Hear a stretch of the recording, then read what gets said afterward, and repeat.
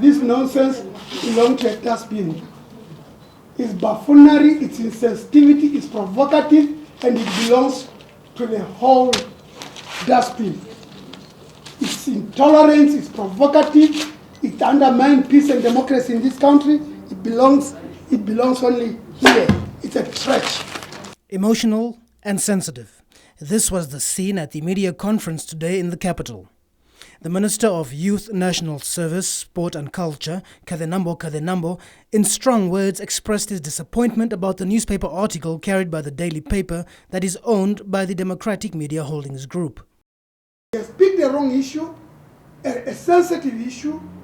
He's playing with it to display how some white people in this country have got no remorse of the killing and the murder that were done in this country. It speaks for itself. That for him is concerned about money. He's concerned about money. And he must keep his sensitivity to himself. He must keep his good-foot-minded, colonialist-minded, apartheid arrogance to himself.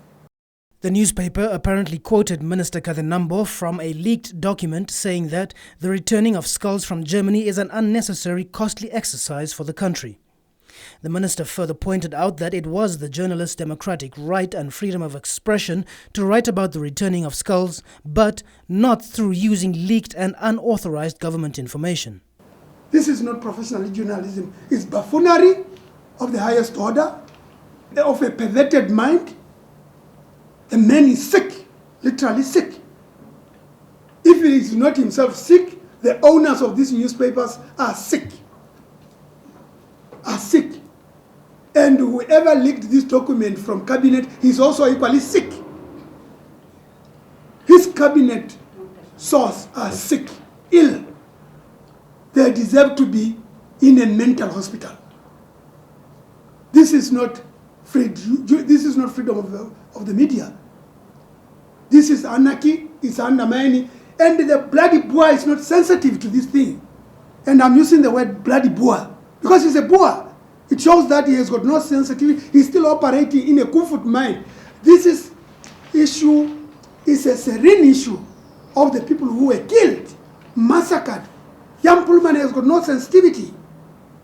He has got no sensitivity whatsoever. Kazenambo added that using leakage and publishing unauthorized information will create an environment of mistrust which is not conducive for good governance, and it can also affect the freedom of association. Our parents, grandparents, animals were dispossessed. Working animals were dispossessed. By who? By the white people, white settlers. Although I have taken note and I have recognized, I have acknowledged that there were some who sided and who suffered with black people in this country, and it's a historical recorded fact. But these young whites called young Pullman and the likes minded, they must not push it. It was saying that the return of the skull was costly. We don't cost it on monetary terms. We don't. These people, they ended up in Germany, not at their own will, because they were killed by white people. The young Pullman was this wealthy. His young Pullman's grandparents killed my grandparents, and my grandparents ended up in Botswana. And today he's continuing joking with this issue. Still in document from cabinet. The white people in this country, they must tell each other that they should not take the policy of reconciliation for granted.